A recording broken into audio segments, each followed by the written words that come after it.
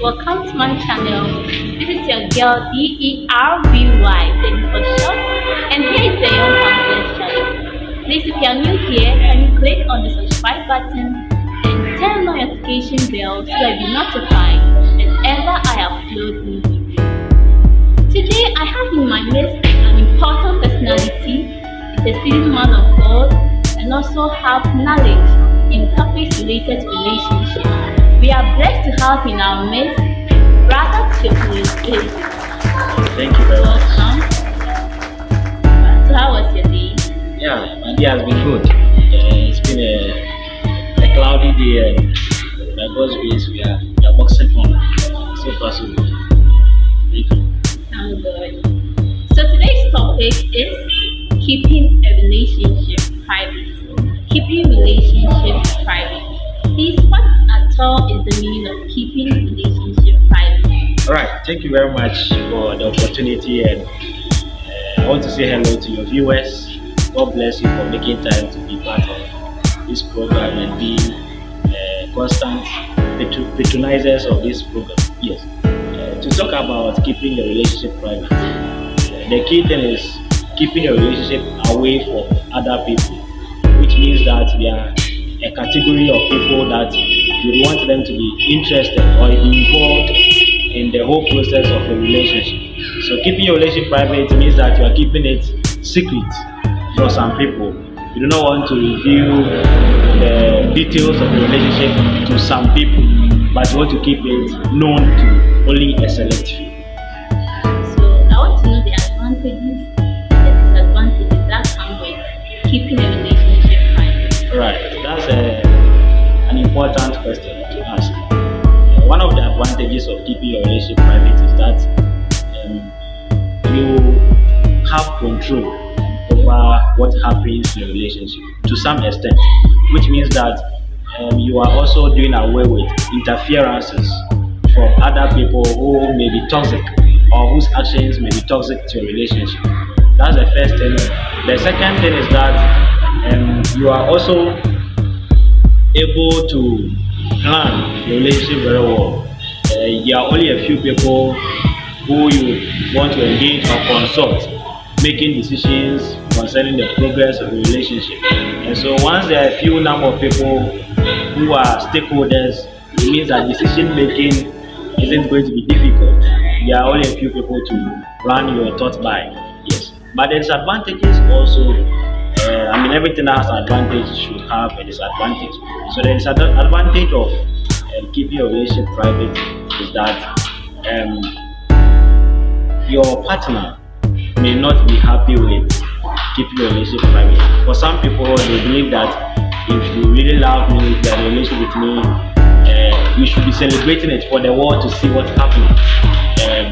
And the other disadvantage is that once you are keeping it private, some people still can come along the line. It means that you are not taking. People don't know that you are out of the market, right? So there's room for people to come around to show interest, and you have to battle with this hostile situation.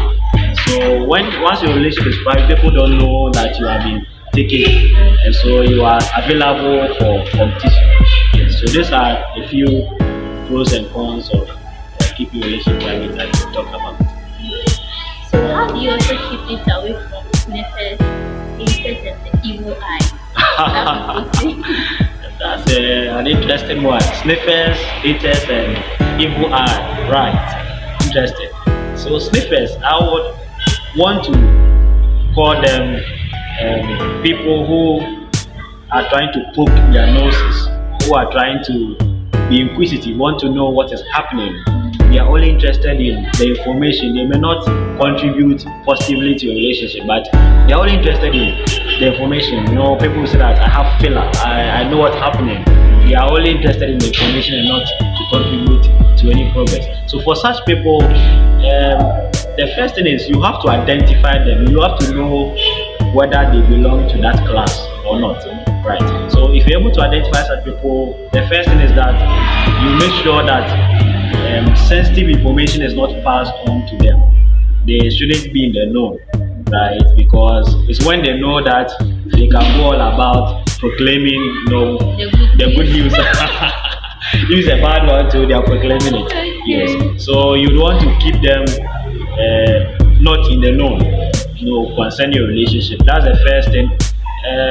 Yes, so I think for them that's how you deal with them. Make sure they don't know what's happening, which means that you can be blocking them from access points. If you are posting your status and they are the ones who carry out the message, you can try and block them from viewing your status. Or if you are disclosing anything in relation to a relationship to a friend and those people are around, you try and keep quiet, wait for them to be away before you talk about it. Yes. And the other one is what? Haters. Yeah, haters. I don't think they are good people, right? They don't like, they don't want to see the success of your relationship. They are probably jealous of your relationship, or they themselves wish that they were with your partner, or vice versa. So for such people, at best you have to avoid them. At best, avoid them completely, in the sense that they are not seeking your interest. So avoid them as much as possible. Make sure your part is not crossing with theirs. Make sure you are not disclosing your relationship status or anything of the sort with them. That's how you do it, haters. The last group you mentioned, evil eye. That's an interesting one, evil eye. Wow. Yes, if you're a Christian, you are a believer, you're a religious person, you do not have to fear, dark forces, or what we want to call it an evil eye, because you should be committing your relationship into God's hands. Whatever you plan doing, you make sure that you entrust it to God's care. That means that you should be praying about your relationship. You should secure your relationship, with the mercy of God, because unexpected circumstances can happen, right? So it's a belief for some people that there's a force out there that is trying to fight against their relationship, and so you do your best to pray about it. If you can pray with your spouse or your partner concerning your relationship, do that, so that if there's any external force acting against your relationship, you are doing away with them. Okay, thank you. Okay, that was nice. So if your pastor or a counselor, someone you are accountable to, tells you to keep your relationship private because of an evil eye, and your partner is not comfortable with it, so how do you go about it? Right. Your questions are quite interesting. Yeah, some people have accountability partners that they report to, they seek their opinions in matters of their relationship. For such people, they have become an authority in your life. You run your thoughts with them and you seek their counsel. Yes, for some, they have a reason for telling you about that evil eye. Maybe they have experienced it in their lives, or by virtue of their experience, they hear people who face that as a challenge in their relationship. So the first thing is, you will have to discuss with your partner that this is what your accountability partner or your pastor, whoever contest is saying. If your partner is against what your pastor or whatever is saying, there should be reason. There should be a reason to it. Now, you would have to make a decision either ways, right? So in making a decision, what you have to do is that you have to weigh the pros and cons. You have to weigh the pros and cons to know whether the decision you are making is going to affect the relationship. Now, your partner may not be comfortable about it, but if you're able to convince your partner that this is the best way to go about it, and this is how positive it can affect our relationship, I'm sure your partner may sort of agree. Or, I always say this, you would have to agree to disagree, or to disagree to agree. You would have to compromise at a point because you want the relationship to move forward.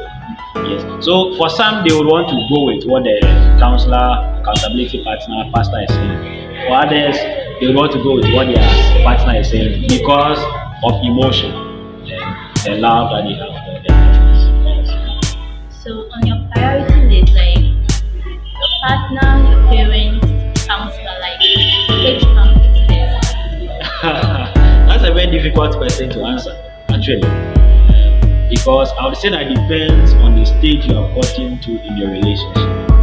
Yes. If you are at the courtship stage where you are close to marriage, at that point your affection has reached its peak and it is important that you trust your partner. So you'd want to go with what your partner is saying because trust has been built, right? But if you are at the early stage of dating, you may want to rely on the experience of your parent or your pastor in making a decision, or your counselor in making a decision. So, I mean, depending on the stage you are in, the priority will be different. That was a good point to hear. So, in conclusion, like what will you say to your viewers? People who are confused whether to keep it private or let people know. Okay. What do you have to say to my subscribers? All right. Thank you very much. Yeah. So, in life, you have to always assess the risk involved in the decision you are making.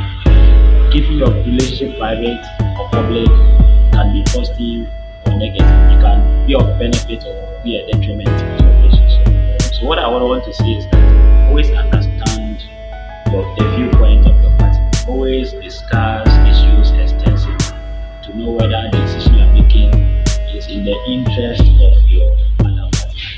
If not, you have to rethink your decision. And if you know that your partner is the type who like public display of affection, attention, yes, wants the whole world to know that she's the baby, is the guy, right? You would want to sometimes compromise and make sure you are pleasing that party. If you are not pleasing the party, you are not sustaining the relationship. So always discuss issues extensively, assess the risk involved in the decision, eventually be the best of position to enjoy your relationship. Thank you. God bless you for coming around. Thank you for honoring our invite. I know my subscribers will be happy to hear your voice and your opinion on this issue. God will bless you. So we've come to the end of this section. If you liked it, can you give me a thumbs up? And also, if you've not subscribed, can you click on the subscribe button and turn notification bell so you'll be notified whenever I upload new video. Thank you for sticking through to the end of this video. I love you, and I'll see you in my next video. Bye.